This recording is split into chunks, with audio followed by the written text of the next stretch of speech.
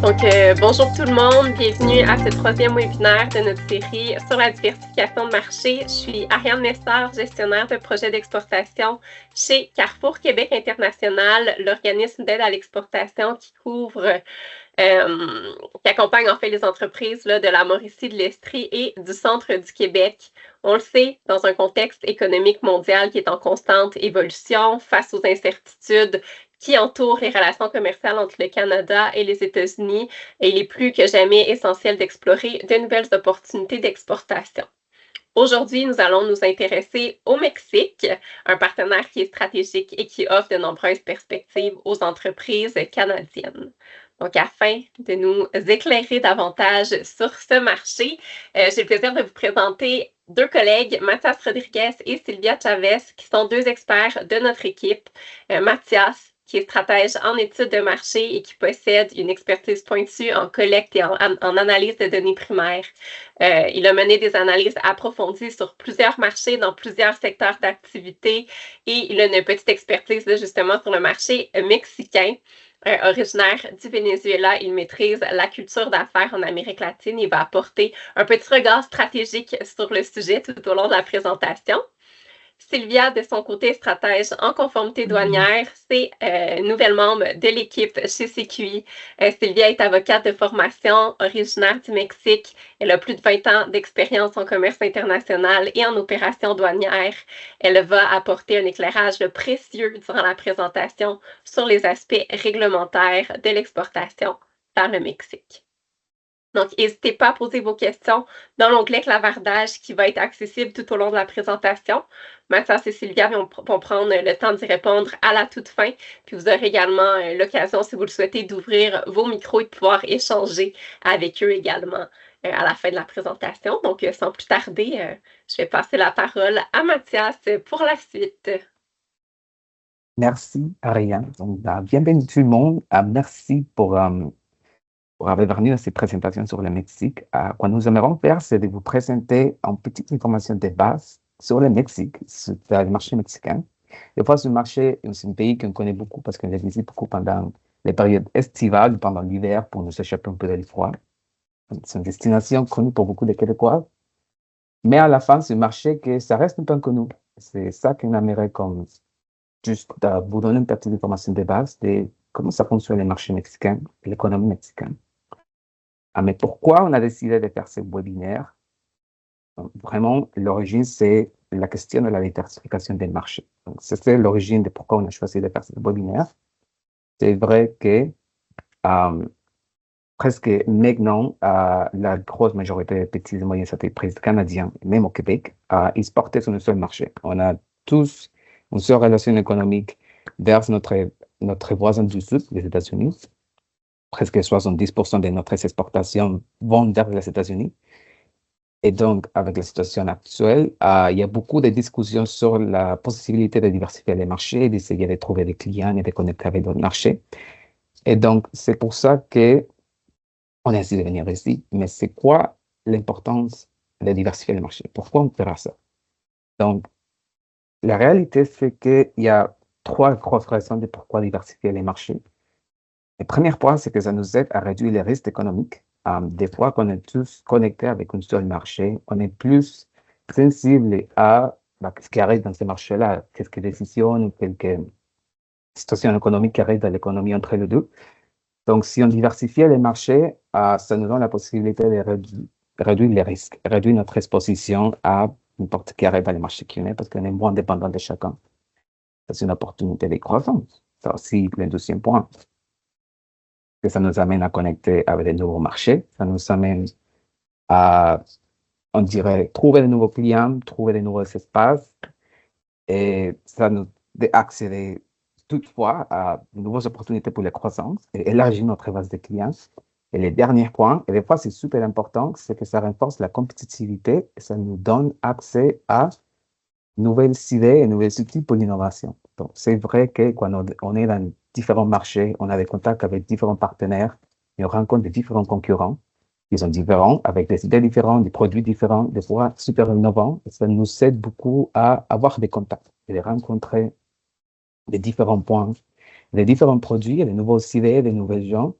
Et donc, ça nous aide comme à grandir et améliorer nos produits, nos services, rester innovants et bien sûr rester compétitifs. Et donc, avec ça, on a décidé pour ça, faire une petite présentation de notre deuxième voisin le plus proche, depuis les États-Unis, qui c'est le Mexique. Surtout le Mexique comme marché d'exportation. Mais pour vous donner une information de base, donc, voici une petite introduction du Mexique. Maintenant, c'est le troisième partenaire commercial le plus important du Canada, depuis les États-Unis et la Chine. Donc, on a déjà une belle relation économique avec le Mexique. Mais c'est un gros pays. Des fois, les gens ne connaissent pas que c'est un pays de 130 millions de personnes. Donc, il est un pays super peuplé, le deuxième plus important de l'Amérique du Nord, depuis les États-Unis. Et il y a des fois, parce que c'est un gros pays avec beaucoup d'habitants, il y avait beaucoup de villes, mais il y a surtout trois villes qui ressemblent beaucoup dans le monde économique. Et c'est la ville de Mexico, Monterrey et Guadalajara. Ce sont les trois centres économiques les plus importants du pays. Et l'économie du pays, c'est de 1,8 milliard de dollars américains.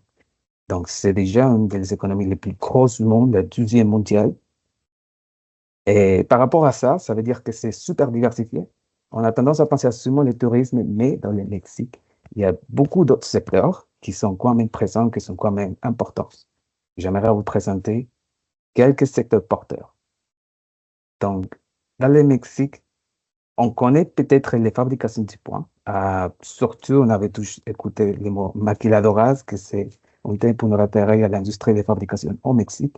Et se trouve surtout au nord, à travers la frontière avec les États-Unis. On voit là des fabrications des produits comme l'automobile, l'aérospatiale, mais aussi des produits électriques et textiles. Et peut-être on est plus familiarisé ici au Canada avec l'agriculture. Le Mexique est un net exportateur de produits agriculturels. On connaît beaucoup des fruits et des légumes qu'on peut trouver dans les marchés canadiens et dans les marchés partout au Québec, qui viennent du Mexique, mais c'est aussi un exportateur du café et du tabac. C'est juste pour mentionner quelques produits. Et le troisième, peut-être c'est un peu moins connu pour les consommateurs canadiens en général, mais c'est quand même important, c'est que le Mexique est riche en ressources naturelles. Il est un net producteur de pétrole, il est un net producteur de métaux et de gaz naturels. Et par ça veut dire que si on va dans différentes régions du Mexique, on va remarquer qu'il y a des grosses exploitations des ressources naturelles et des fois, il y a beaucoup d'entreprises canadiennes qui sont présentes dans cette industrie. Donc, ça, c'est des fois une industrie importante du Mexique. Et tout ça, donc si on pense à les différentes bases de l'économie mexicaine, on va remarquer qu'ils sont des gros contributeurs à l'économie nationale, mais ils sont aussi des gros clients pour les importations. Si on voit l'importation générale du Mexique, on va remarquer que des fois, les produits les plus importés, c'est les matériaux électriques, mais on voit aussi les machineries et l'équipement et les composants mécaniques. Ça veut dire que pour les industries de fabrication, agriculture, ou même des ressources naturelles, sont net importateurs des machines et d'équipements pour pouvoir développer ces industries. Donc, ça veut dire que le Mexique, il est quand même un gros exportateur, mais il est aussi un gros importateur de beaucoup de choses. Ils sont aussi un importateur du pétrole, gaz, plastique. Et dans les points canadiens, de notre côté, notre exportation les plus importante vers le Mexique, c'est surtout des pièces pour le monde de la fabrication, comme des pièces de moteurs, puis les semences pour le monde agriculturel, mais on voit aussi la machinerie et l'équipement, produits d'origine humaine, et l'aluminium et des produits dérivés. Ça veut dire qu'on avait déjà une belle relation économique. Mais c'est quoi la taille de la relation économique entre le Canada et le Mexique? Donc, voici quelques faits, quelques numéros, juste pour vous mettre au contexte. Notre relation actuelle, ça monte déjà à 55 milliards de dollars. Donc, on a déjà une belle relation. C'est quand même agrandissant et ça continue à grandir dans les prochaines années. Il y a déjà 3000 entreprises canadiennes qui sont présentes au Mexique. Donc, pour beaucoup d'entre nous, le Mexique, c'est pas un marché inconnu. Il y a déjà beaucoup d'entreprises qui se sont lancées au Mexique et qui se sont, quand même, qui sont réussi bien au Mexique. Et quand ça arrive à l'investissement, on voit que le Canada, c'est le deuxième investisseur le plus important dans l'économie mexicaine depuis les États-Unis. Donc, même pour le Mexique, ils sont au courant qu'on est un bon partenaire et qu'ils sont déjà présents dans l'économie mexicaine. Notre relation économique, ça continue à grandir depuis chaque année. Entre 2013 et 2023, ça a grandi presque 70%. Et si on le voit en contexte, si on voit année par année,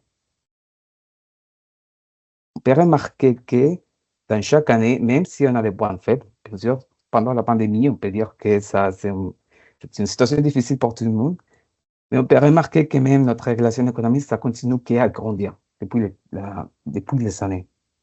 Mais maintenant, notre importation et exportation du Mexique, ils sont déjà super présents et super importants pour les deux économies. Et ça, probablement, ça va continuer à améliorer depuis les prochaines années. Ça veut dire que le Mexique, il adore les produits canadiens. Et nous, on importe beaucoup du Mexique. Mais OK, on parle beaucoup des produits qu'on peut trouver ici au Mexique, comme les fruits, les légumes. Donc, on est peut-être les importations culturelles. Mais comment ça se voit de l'autre côté? Donc, si on dit les produits canadiens qui sont au Mexique, si je vais vraiment au Mexique, est-ce que je vais trouver les produits canadiens? Vraiment? Oui. Donc, on ne sait pas, mais les produits canadiens sont populaires au Mexique. Et les Mexicains aiment bien les produits canadiens. On va trouver des produits alimentaires. On va trouver des produits, des marques de mode comme Aldo et Canada Goose qui sont bien présents au Mexique. Ce sont beaucoup de magasins. On va trouver des entreprises de logiciels qui sont présentes au Mexique. Mais à la fin, la plupart de notre exportations vers le Mexique, c'est les produits manufacturiers. Donc, produits faits au Canada, même pour la consommation ou pour l'industrie de la fabrication ou de l'agriculture, c'est des fois les importations les plus importantes. Mais si on va dans les marchés mexicains, on va trouver quand même beaucoup de produits canadiens. Et c'est vrai que pour les Mexicains, ils ne sont pas inconnus de nous. Il y a certaines entreprises canadiennes comme Tim Hortons qui sont quand même réussies au Canada. Et si on va un peu plus chez nous, si on pense au Québec, et on dit, c'est quoi la relation entre le Québec et le Mexique? Parce que oui, on parle de Tim Hortons, c'est canadien, c'est une grosse entreprise. Mais les entreprises chez nous, comment ça va? Vraiment, il y a beaucoup d'entreprises québécoises qui sont déjà au Mexique. C'est pas nouveau pour tout le monde. On voit des noms qu'on connaît déjà, comme Bombardier, on voit comme Cirque Soleil, Aldo, comme on avait déjà parlé. Mais voici des petites et moyennes comme Exo et Fuelstech qui ont des usines au Mexique. On voit Usinatec, qui sont aussi une usine au Mexique, on voit par ici. On peut remarquer que Scuminac est un exportateur. Ils sont pas une usine, ils sont un exportateur de sirop d'érable. Et même Top Glaciers, ils sont un net exportateur du crème glacé, qui exportait depuis le Québec au Mexique. Donc, si on le pense, c'est des camions qui vont chaque année, je dirais chaque semaine, directement au Mexique pour amener les crèmes glacées. On voit ce concept Tromé qui sont aussi ici au Mexique. Donc, il y a tout type d'entreprises. Il y a presque 60 entreprises québécoises qui exportent des gens au Mexique. Ça nous amène qu'en 2022, on a une relation de 2,1 milliards de dollars entre le Québec et le Mexique. Des fois, le Mexique est la région partenaire important. C'est le quatrième le plus important du Québec, depuis, bien sûr, les États-Unis, la Chine et la France. Et notre exportation s'est évaluée à 7 milliards de dollars et a une croissance annuelle de 8%. Donc, même entre le Québec, même entre le Mexique, on a déjà une belle relation économique. Et surtout, pour la majorité des entreprises québécoises, les exportations les plus importantes, on peut imaginer, c'est les produits utilisés dans le monde de la fabrication. On peut voir les lumifruits, les barrières d'acier, les pièces pour les véhicules automobiles et les pièces pour le secteur d'aviation. Donc, ça veut dire qu'il y a beaucoup d'entreprises, même en consommation ou même pour l'industrie, qui sont réussies au Mexique. Mais d'accord. Donc, on parle beaucoup des bonnes nouvelles, qu'il y a beaucoup d'entreprises qui sont réussies, mais ce n'est pas nécessairement si facile pour tout le monde. Il y a des barrières, il y a des situations qu'il faut surmonter. Il y a beaucoup de barrières, mais j'aimerais vous parler juste de quelques barrières qui sont les plus importantes. Si on va demander au Mexique, on va peut-être remarquer ces 5 barrières tout de suite. La première, c'est toujours la barrière linguistique. On sait que le Mexique, c'est un pays hispanique. L'espagnol, c'est la langue la plus répandue, c'est la langue parlée. Et le Mexique, c'est pas comme les pays européens où on peut trouver des gens qui parlent anglais presque partout. Au Mexique, c'est pas si courant de trouver des gens qui parlent anglais. C'est pas si commun. Donc, il faut vraiment nous préparer avant de partir au Mexique et peut-être trouver un partenaire ou de trouver une interprète qui peut nous aider à surmonter la barrière de langue. Quand ça arrive à la bureaucratie, le Mexique est une bureaucratie complexe. Il y a beaucoup de réglementations. Il faut connaître, il faut se préparer, il faut étudier. C'est pas si facile comme Dieu nous lancer demain et commencer à porter dans toujours. Il faut vraiment faire les dossiers, faire la recherche et nous assurer qu'on connaît super bien les réglementations, qu'on connaît bien la bureaucratie et qu'on surmonte les barrières. Avec un bon partenaire, bon courtier de douane, on va toujours régler le problème. Quand ça arrive à la question de localisation, c'est important.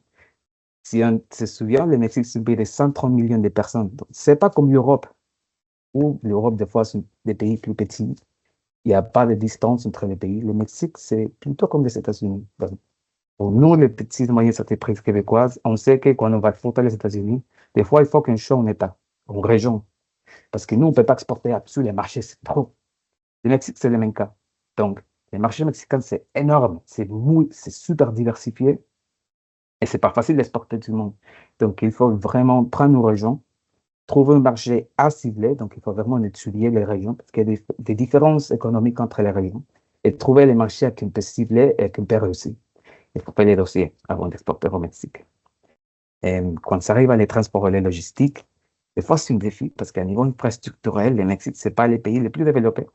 Donc, c'est facile d'amener les produits au Mexique, mais quand ça arrive à les transporter aux régions un peu plus éloignées du port, un peu plus vers le monde rural du Mexique, c'est un peu difficile.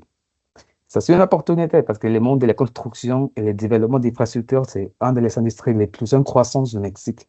Donc, ça dépend comment on le voit. C'est vrai que c'est une barrière qu'il faut surmonter. Il faut s'y préparer. Surtout avec un bon partenaire qui connaît bien le monde et comment transporter les produits au Mexique. Ça peut nous aider beaucoup à régler les problèmes.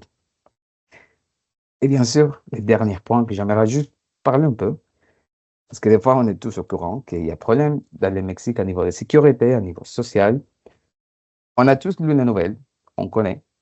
Mais des fois, c'est que de la même qu'on connaît la réalité, c'est la même réalité pour les entreprises mexicaines, pour les entreprises américaines, pour les Chinois, pour les Européens, pour tout le monde qui est au Mexique. On a tous les mêmes problèmes. Et de la même manière que tout le monde a trouvé une manière de solutionner, de réussir, de surmonter, on peut quand même trouver une solution avec un bon partenaire, avec une bonne recherche, et trouver la manière d'éviter les problèmes, d'éviter que ça nous cause des problèmes. De la même manière que 3000 entreprises canadiennes l'ont fait déjà, les projets pour y aller faire quand même. Et donc, ça sont les barrières à niveau économique et surtout à niveau des marchés. Mais aussi une question que c'est important de connaître, et j'aimerais aller plus approfondi sur ça, que c'est la culture d'affaires au Mexique. Des fois, on a tendance à oublier que le Mexique, c'est un pays différent. Et ils ont cette propre culture. Il y a beaucoup de différences. Il faut les garder en compte. Et surtout, j'aimerais juste faire 8 points. C'est juste une introduction générale. Mais si on pense le Mexique, on va commencer par ici. Donc, on arrive demain. Les premiers contacts, on va rencontrer quelqu'un, partenaire, un potentiel client. Vraiment, le premier contact est super important et il doit être formel. Au Mexique, c'est bien normal qu'une bonne poignée de main est généralement normale et attendue. Quand ça arrive à la gestion du temps, c'est le deuxième point. Il est connu que les Mexicains, et des fois les gens de l'Amérique latine, c'est un peu normal qu'ils ont une perspective du temps un peu plus flexible, surtout quand ça arrive à la réunion. Il est normal qu'ils nous devions attendre. Ça arrive. Les Mexicains font un gros effort. C'est pas pour causer des mal, il faut un gros effort pour éviter ça, surtout avec les étrangers, mais pour la situation du pays, des fois pour la situation de la culture d'affaires dans les pays, des fois ça arrive. Et donc, une situation qu'il faut juste nous préparer, que peut-être on doit attendre depuis quelques réunions. Mais ça va commencer, les personnes vont arriver, ils vont nous faire un message, ça ira bien. Et donc, ça nous amène à les prochains points, c'est la communication. Donc, si on pense à les Mexicains, si on est déjà en face avec quelqu'un, on va remarquer que des fois, la communication reste formelle, professionnelle, mais des fois, il est indirect, et subjectif, expressif et parfois argumentatif. Les Mexicains, ils aiment bien expliquer son point, ils aiment bien argumenter leur point de vue. Ils sont bien expressifs avec leur visage, avec leur expression. Ça, c'est normal, la communication est active et super présente dans les réunions. Quand ça arrive à les structures hiérarchiques, c'est vrai que le Mexique, et des fois c'est normal dans les pays de l'Amérique latine, mais surtout le Mexique, il est rigide et vertical. Ça veut dire que si on pense dans une entreprise mexicaine, il y a les patrons, et des fois c'est difficile à parler aux patrons. Donc, dans les négociations ou même dans une réunion, il faut garder en compte que s'il y a une certaine approbation qu'il faut attendre de l'autre côté, il faut les donner le temps. Parce que des fois, la structure est rigide et verticale Donc, il faut attendre à que les mots arrivent à les patrons, que les patrons donnent son approbation ou non. Des fois, les boss dans les entreprises mexicaines, ils sont bien présents dans presque toutes les décisions importantes. Donc, c'est juste quelque chose de garder en compte. Des fois, c'est un choc pour nous, mais c'est normal. Donc, il faut juste nous préparer. Quand ça arrive à la réalité économique nationale, c'est bon de garder en tête que les gens d'affaires de Mexicains, ils connaissent super bien, ils ont une bonne connaissance de leur pays, de leurs problèmes économiques, sociaux, politiques. Ils connaissent bien qu'est-ce qui arrive, qu'est-ce qui passe. Ils connaissent comment les surmonter, ils connaissent quoi faire. Donc, si nous, on a déjà une question, si on a déjà quelque chose qui, on n'est pas sûr de comment avancer, on peut compter avec notre partenaire parce qu'il nous aide à trouver une solution parce que eux, ils connaissent bien la situation. Ils connaissent bien comment ça peut nous affecter ou non, s'il faut vraiment les garder en tête, s'il faut vraiment payer attention ou non. Donc, c'est juste, c'est bon de les garder en tête. Quand ça arrive à la culture de négociation, donc, on est à la réunion. On a une bonne rencontre. On va remarquer que la réunion, il y a beaucoup de temps qui est donné pour parler des affaires personnelles, mais surtout quand ils arrivent à la négociation, surtout pour les Mexicains, pour les gens d'affaires, il est important que tout accord doit être formalisé par écrit.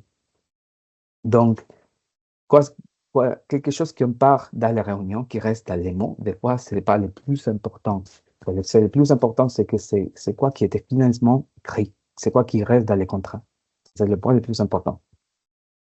Et quand ça arrive à la relation, on va remarquer que pendant les réunions, les gens d'affaires du Mexique, ils aiment bien parler de leur vie personnelle.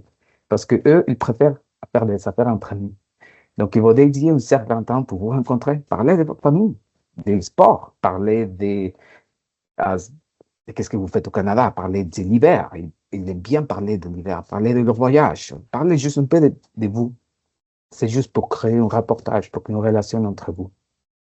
Et le dernier point, on a tendance à l'oublier, mais c'est important. Et on va aller remarquer chaque fois qu'on est au Mexique, ou n'importe dans quel pays de l'Amérique latine, c'est que les codes vestimentaires, c'est strict. Ça veut dire que les Mexicains sont chics. Ils s'habillent bien, super bien, surtout dans les réunions. Et donc, il sait que pour beaucoup des étrangers, ce n'est pas nécessairement le cas. Donc, il n'attend pas que vous soyez chic, mais il attend que vous soyez bien habillé. Dans n'importe quelle situation. Surtout dans le monde d'affaires, c'est normal. Les hommes avec cravate, les femmes avec beaucoup de maquillage, avec des belles robes. C'est normal. Même dans le monde, on dirait social. Donc, si on est au Mexique, si on trouve un client, on trouve un partenaire, il nous invite dans un événement social, on va sortir avec des amis, on va remarquer que presque tout le monde est super bien habillé. C'est culturel à la fin. Donc, il faut juste être bien présent et très bien habillé. Il ne faut pas nécessairement imiter les Mexicains. Donc, on peut avoir ton propre style, mais surtout, il faut garder en compte que n'importe dans quelle situation, surtout dans un salon, peut-être les gens vont vous juger si vous n'êtes pas bien habillé. Donc, c'est pour ça que c'est important de les garder en compte. C'est notre présentation personnelle. C'est comme ça qu'on dit. Et donc, ce sont des différences. Si on voit, il y a certaines différences entre les Québécois, Canadiens et les Mexicains. Mais il y a aussi des similitudes. Ce n'est pas nécessairement toute différence. Si on pense à la similitude entre notre culture, on voit que les Mexiques, par exemple, ils donnent beaucoup d'importance à la famille, comme nous au Québec. Donc, les gens ont parlé de leur famille et pour eux, c'est super important.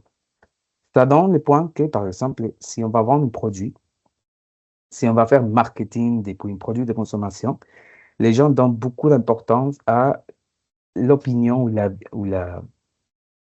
leur vie de leur famille, de la personne les plus proches d'eux. Donc, ça vous donne l'idée que pour eux, la famille, et quoi pense la famille, c'est super important pour eux. Mais comme nous, les Québécois, qui aiment bien la famille et qui aiment bien parler de notre famille, même eux, si vous jamais rencontré quelqu'un du Mexique, parlez de votre famille, ils aiment bien parler de ça. Vous arrivez là que les Mexicains sont super accueillants, sont des gens super conviviaux. Et c'est bon de les garder en tête que si on arrive jamais, ils vont nous accueillir bien. On peut aller dîner, on peut faire quelque chose. Ils sont bien accueillants. Et les fêtes et les célébrations, c'est important. Donc, les Mexicains sont jolis, mais il faut rendre compte qu'ils aiment bien respecter leur time off pendant le travail. Donc, c'est pas facile de faire des affaires avec les Mexicains pendant euh, la fête de Noël, par exemple. Parce que pour eux, c'est important, c'est un temps de famille, c'est un temps de déconnecter. Mais c'est juste vous donner une idée. On partage beaucoup de célébrations comme les Pâques, comme les Noël, même maintenant avec les carnavals. Donc, c'est bon de les garder en tête. On partage ça. C'est quelque chose qu'on avait des similaires quand ça arrive à l'attrait pour la nature. Donc, même comme nous au Québec, on a des belles parcs, on a des belles natures, on a un bel héritage. Même le Mexique, ils ont un bel héritage. N'importe où dans les pays, on va trouver des belles paysages. Et c'est bon de garder en compte que nous, du culture, on apprécie beaucoup ça et on fait les efforts pour les respecter et pour les maintenir. Surtout pour les futures générations. Donc, même pour vous, que c'est important, la nature, pour nous, c'est important la nature. L'influence du peuple autochtone. Donc, c'est un bon point qu'il faut garder en compte. Donc, même comme nous, qui avons passé, on dirait, un passé colonial, mais il y a aussi un héritage important, que c'est super important, surtout au Québec, de l'héritage des gens indigènes. Même au Mexique, c'est important. On va les trouver, que ça arrive. Et que pour eux, c'est super important de les maintenir et de les garder en compte, l'héritage des peuples autochtones. Et ça m'amène au dernier point, il y a aussi une diversité linguistique, surtout entre les peuples indigènes et les peuples, entre les différents peuples indigènes, pardon. Donc, si on va partout au Mexique, on va remarquer qu'il n'y a pas une seule. Il y a plusieurs groupes indigènes avec ses propres cultures et ses propres langues. Et le Mexique, il fait les efforts pour maintenir leur culture, pour respecter leur langue et pour s'assurer que ça va survivre depuis plusieurs générations.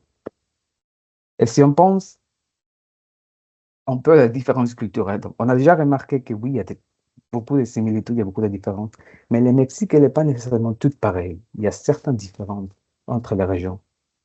Donc, si on fait un petit survol de la région du Mexique, on peut les séparer en 4 régions. Je peux commencer par la région de l'Ouest.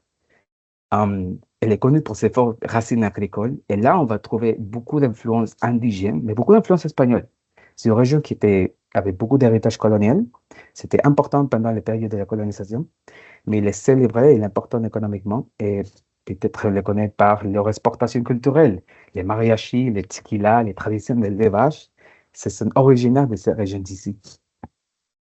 Mais si on pense à le sud-est, des fois, c'est la région la plus connue pour nous, les Québécois, parce que c'est la région qui on visite le plus. Donc, si on pense à Cancun, si on pense à Tulum, c'est là où on va trouver la plupart des touristes, et c'est la région qu'on connaît, et ça se trouve dans le sud-est. Le sud-est, c'est une région du Mexique qui est connue surtout pour le climat tropical, l'influence du Caraïbe, et surtout les mélanges entre les cultures indigènes et espagnoles. Il y a beaucoup de diversité, il y a une forte économie maritime. C'est juste pour donner quelques points. Mais si on va partir au Mexique, on va remarquer qu'il y a la région du Nord. Des fois, la région du Nord, c'est la plus surprenante pour beaucoup de gens, parce qu'il y a une forte identité régionale dans ces régions-là, et elle est surtout définie par cette proximité avec les États-Unis. Donc, si on pense dans les États-Unis, surtout les États du Sud-Ouest, on pense comme le Texas, l'Arizona, le Nouveau-Mexique, la Californie. La région du Mexique du Nord, elle est très similaire à ces régions-là, avec une forte culture des cowboys, une forte culture d'élevage, une forte économie industrielle.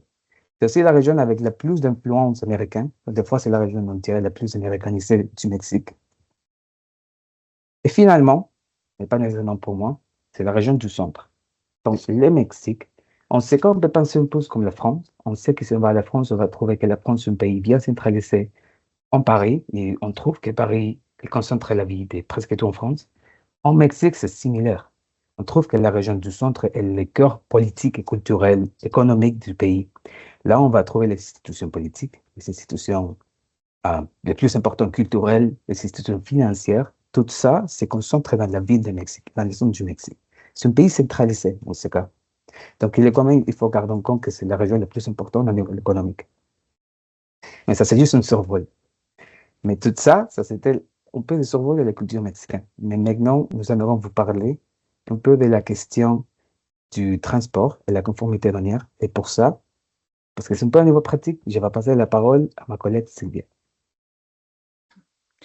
Bonjour tout le monde, je suis vraiment fière de pouvoir parler de mon pays, du Mexique, par rapport à les réglementations douanières, les transports. Et peut-être quelqu'un parmi vous peut comme visualiser que le Mexique, au terme d'exportation, c'est loin, que c'est pas quelque chose possible, que c'est trop difficile. Mais il y a quand même beaucoup de possibilités pour exporter les produits. Donc, dépendamment quel type de produit vous voulez exporter. Donc, il y a les 4 modes de transport, bien sûr, et vous pouvez déterminer l'exportation des produits dépendamment la nécessité ou la préservation des produits. Si c'était agriculture, vous pouvez quand même s'informer d'un transport qui correspond avec la réfrigération, ou si c'est pas un aliment qui c'est important pour la température, les préserver. Bon, c'est sûr que ça pourrait être aussi un avantage pour les transports maritimes, par exemple. Aussi, ça dépend quel type de produit, le temps que vous voulez investir auquel vous êtes prêt à attendre pour que la marchandise arrive. Il y a aussi le transport aérien, c'est sûr. On a 12 aéroports au Mexique internationaux qui sont en plus, qui reçoivent aussi les cargos. Donc, ils opèrent avec cargo et douane. Donc, c'est aussi une très bonne possibilité. Bien sûr, ça dépend des coûts, ça dépend le temps, ça dépend les produits. Il y a le transport terrestre qui est très utilisé par les Canadiens. Et c'est sûr, ça doit traverser tous les États-Unis. On est des voisins avec les États-Unis. Mais on a les transports, les compagnies de transport ou de logistique ou les forwarders à partir du Canada sont déjà habitués à transporter la marchandise, sont déjà habitués à se conformer aux régulations pour traverser la marchandise, même si c'est pas les points de destination. Donc, ça va traverser les États-Unis, ça va arriver au Mexique, et c'est là que ça commence aussi l'opération pour dédouaner votre marchandise. Donc, n'ayez pas peur, il y a plein de spécialistes au niveau logistique qui peuvent vous accompagner. Ils sont habitués aussi à faire la documentation, à vous informer qu'est-ce que ça prend, et vous allez écouter beaucoup par rapport au bill of lading. Aussi, vous pouvez inclure aussi là-dedans les certificats d'origine, les packing list. Donc, il y a certains documents que de toute façon, même si c'est direct ou pas direct, vous devez quand même fournir. Donc, c'est juste à choisir le mode de transport et se conformer. Qu'est-ce que c'est beaucoup plus recommandable, c'est préparer avant pour prévoir justement les défis, pour faire face aux défis, pour savoir quelles sont les régulations juste pour les transporter ou juste pour les dédouanements, ou même pour éviter des délais sur la route ou pour arriver au port frontalier. Maintenant, si on parle justement des régulations, de la réglementation, les étapes pour justement exporter au Mexique, qu'est-ce que je ferais d'avant? Bon, comme ici au Canada, et c'est pour ça que je vous dis, j'ai quand même les deux points de vue.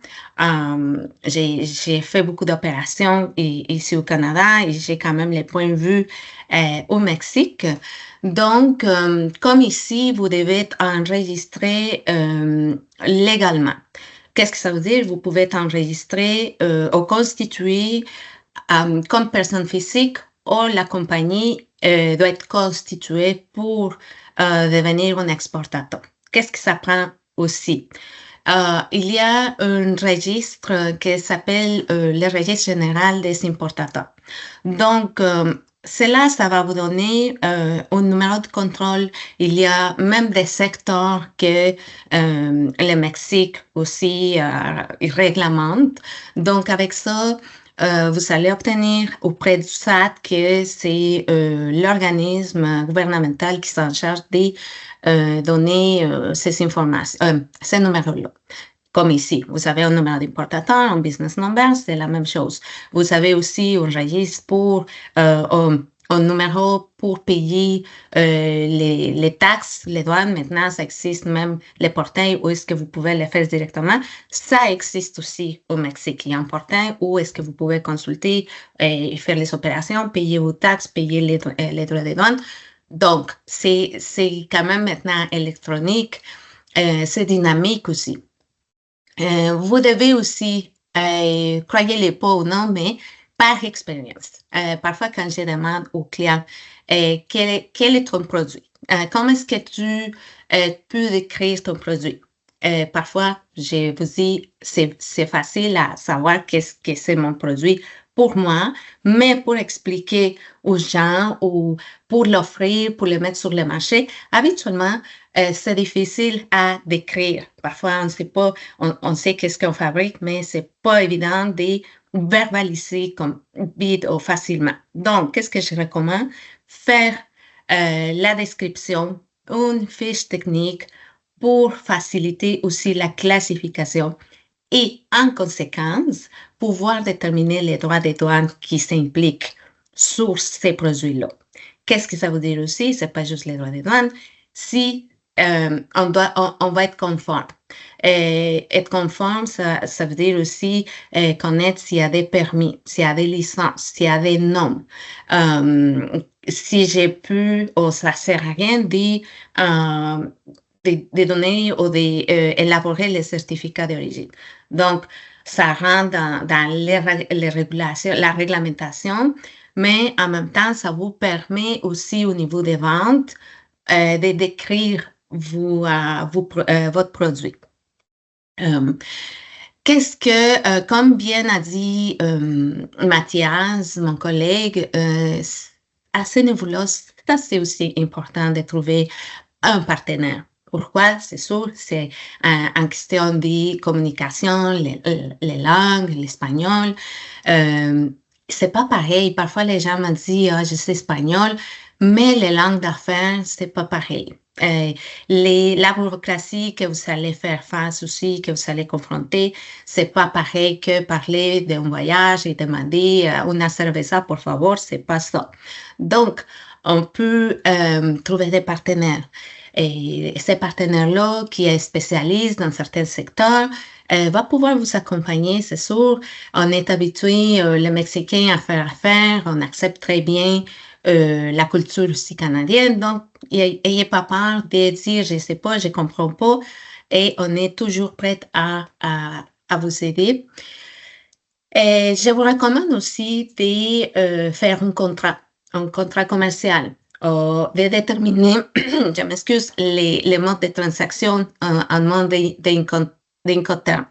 Les Incoterm habituellement incluent si les transports sont inclus, si les droits de douane sont inclus, si les dépenses, les storages, d'autres dépenses, c'est qui est responsable de certaines choses. C'est pour ça qu'il faut déterminer c'est qui l'importer of record. C'est tout le temps comme ici au Canada, c'est qui est responsable des transports et des douanes. Fixer aussi les conditions de vente. Habituellement, ça peut être 30 jours, 60 jours, les jours après que tu reçois la marchandise. Ça dépend. C'est à vous de déterminer comment est-ce que vous voulez déterminer les modalités de paiement. Donc, de quoi est-ce qu'on peut parler maintenant aussi, c'est il y a beaucoup de questions par rapport à les accords commerciaux. Donc, si on parle par rapport à les accords commerciaux, il y a l'ALENA qui c'était anciennement appelé comme ça ou connu comme ça. Mais on a aussi l'autre accord commercial entre le Mexique et Transpacifique qui s'appelle avec 11 pays de plus. Donc, si on se concentre maintenant sur celui qui c'est les CUSMA, on a toujours l'avantage. Ça ne veut pas dire que maintenant, parce qu'il est en négociation, ça va disparaître. C'est vrai que maintenant, avec toutes les qui se passe avec les décisions de Trump, que ça change, que oui, que non. Les compagnies sont inquiètes, je comprends ça. Mais j'ai aussi, je suis certaine qu'il y a des moyens pour continuer à préserver l'accord commercial. Le fait que le président Trump impose des tarifs extra sur taxes, comme vous voulez l'appeler, de toute façon, c'est un plus à payer. Ça ne veut pas dire qu'entre le Mexique et le Canada, ça ne va pas exister. Donc, s'il est toujours en vigueur, si on respecte toujours les règles d'origine, si on fournit les certificats d'origine, il est probable on peut bénéficier toujours de cet accord-là. Donc, n'ayez pas peur, vous pouvez quand même faire un plan d'affaires et viser le Mexique pour avoir ces bénéfices-là. Ce qui concerne l'autre accord qui c'est le Trans-Pacifique, c'est vrai que c'est un avantage, présentement, c'est une autre possibilité, sauf que en différence avec l'accord avec les États-Unis, Mexique et le Canada, c'est que si cet accord des trois pays c'est sûr, est plus avantageux, on a l'autre qui est progressif, mais que ça existe et que ça pourrait être aussi une possibilité pour chercher aussi les bénéfices entre plus de pays qui inclut aussi le Canada et le Mexique. Je comprends que maintenant, l'inquiétude avec les tarifs qui vont surmonter, il y a comme des secteurs plus sensibles. Par exemple, l'aluminium, les bois, les aliments. Donc, il y a des secteurs qui sont plus sensibles. Notamment, je pourrais vous dire, le Mexique est très fort au niveau de l'assemblage et la création des véhicules. C'est sûr que ce secteur-là est visé fortement par surmonter des tarifs, l'aluminium aussi. Mais visualisez aussi que le Mexique n'est pas un grand producteur d'aluminium et métal. Donc, ça pourrait être aussi une autre possibilité si ils ont besoin quand même. Le Mexique a besoin quand même de ça.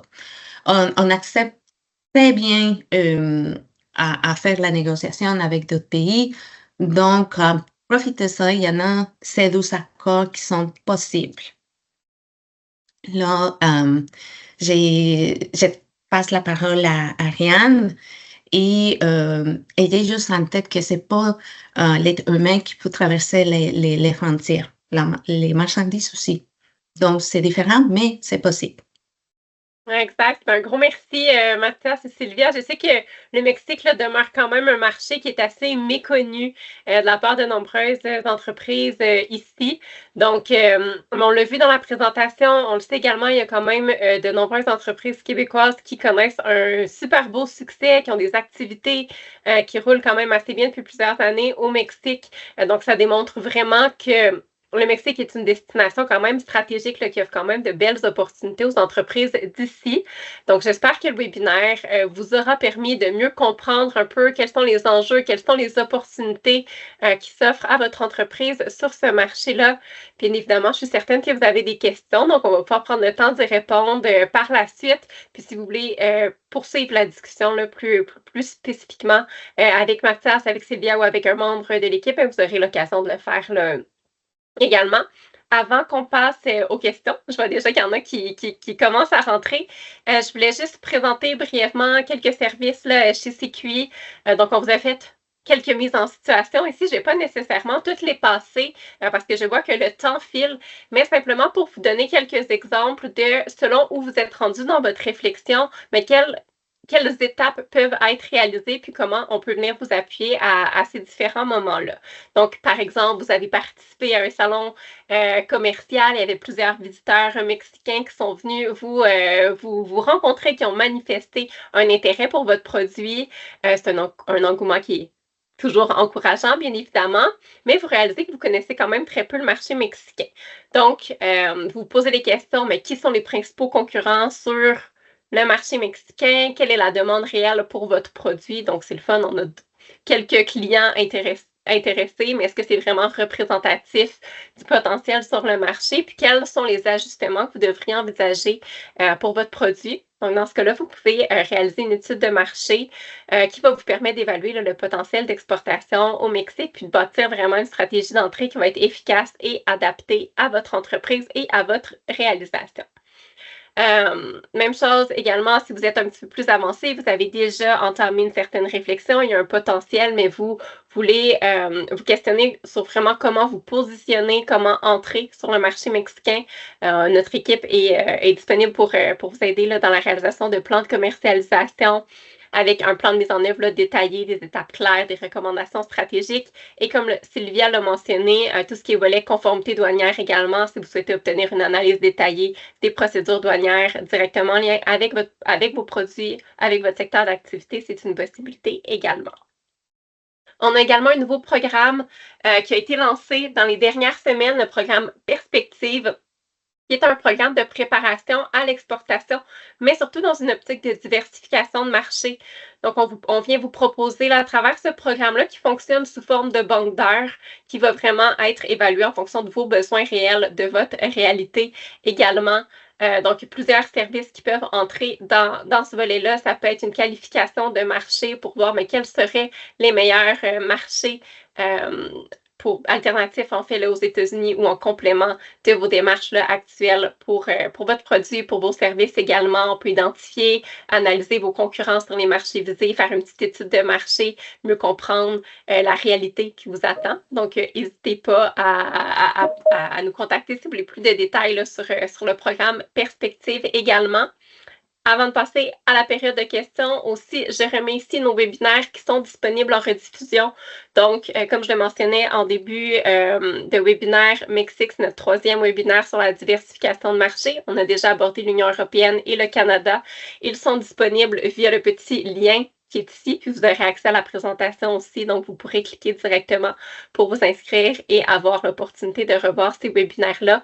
On a également fait un webinaire sur exporter en 2025, comment s'y prendre la semaine dernière, qui est également disponible en rediffusion. Pour ce qui est des autres activités à venir de notre côté, formation en ligne super pertinente le 13 mars sur les 5 principales erreurs de négociation à l'international avec les distributeurs et les représentants. Formation donnée par Micheline Dessureau, qui est avocate chez Terrien Couture Jolicoeur. Donc, c'est un bon bloc de formation. Vous aurez accès à discuter en petits groupes également avec Micheline. Donc, à un coût quand même relativement très, très raisonnable pour avoir accès à son expertise et son expérience. Donc, n'hésitez pas à vous inscrire s'il y a un intérêt de votre côté. Il reste encore également du temps pour vous inscrire à la mission d'affaires en technologie industrielle à Hannover-Messé. Donc, une belle délégation québécoise qui s'organise sur place. Le Canada qui est pays partenaire de la foire cette année. Donc, 250 délégués canadiens qui seront présents à la foire, plusieurs exposants également sur place. Et on a un beau programme d'accompagnement avec un service de soutien au niveau de la logistique, planification du déplacement, prise de rendez-vous B2B pour maximiser votre présence sur place également. Donc, les places se remplissent, mais il en reste quand même quelques-unes de disponibles. Donc, n'hésitez pas à aller vous informer ou à m'écrire directement si vous avez des questions par rapport à ça. Je vois que Rachel a mis mes coordonnées dans les commentaires. Donc, vous pouvez me contacter sans problème. Je veux également vous parler d'une activité à venir. Dans quelques mois, on est d'avance. Le 28 et 29 mai, on lance un nouveau programme intensif qui se nomme Vision Export, qui est un accélérateur d'opportunités à l'international. C'est un 2 jours très intensif qui aura lieu au manoir du Lac-William, donc une nuitée inclue dans ce programme-là. Et l'objectif du programme, c'est vraiment de vous aider à cibler des bonnes opportunités à l'international, à faire le ménage dans toutes les propositions des fois qu'on peut obtenir ou à cibler en fait quel serait le meilleur marché, comme je le mentionnais un peu plus tôt, pour vos produits et vos services. Donc vraiment vous aider à maximiser votre présence, à bâtir votre plan d'export également. par vous-même via des ateliers interactifs, des formations qui vont avoir lieu sur ces 2 journées-là. Donc, on vient de lancer. Vous aurez accès à toutes les informations également sous peu. Et je ne vous retiens pas davantage, sauf petite mention toujours sur nos balados, les exportants disponibles sur chacune des plateformes d'écoute. On a eu des super beaux entretiens quand même avec, que ce soit des entreprises de nos régions, des experts à l'interne également, où l'on parlait des marchés d'Amérique latine, donc pas nécessairement spécifiquement du Mexique, mais un peu d'expérience d'entreprises qui connaissent un beau succès sur les pays d'Amérique latine. Donc, je vous invite à aller écouter ces balados-là. Également, quelques balados un peu plus techniques, par exemple, sur comment sécuriser vos transactions à l'international, comment réaliser une qualification de marché ou une étude de marché également. Gros merci tout le monde pour votre présentation à ce webinaire. Comme je l'ai dit en début de présentation, le webinaire a été enregistré. Vous aurez accès au lien de rediffusion à la présentation également. On vous demande également toujours votre avis sur nos présentations. Donc, vous allez recevoir un petit lien de sondage, toujours apprécié quand vous pouvez nous donner vos commentaires. Ça nous permet de nous améliorer, d'offrir également du contenu qui vous est pertinent. Donc, je vous inviterai à le remplir. Mais sinon, sur ce, on vous libère pour le reste de la journée. Puis, on a bien hâte de vous compter parmi nous là, pour nos autres événements qui seront annoncés sous peu également. Bonne fin de journée.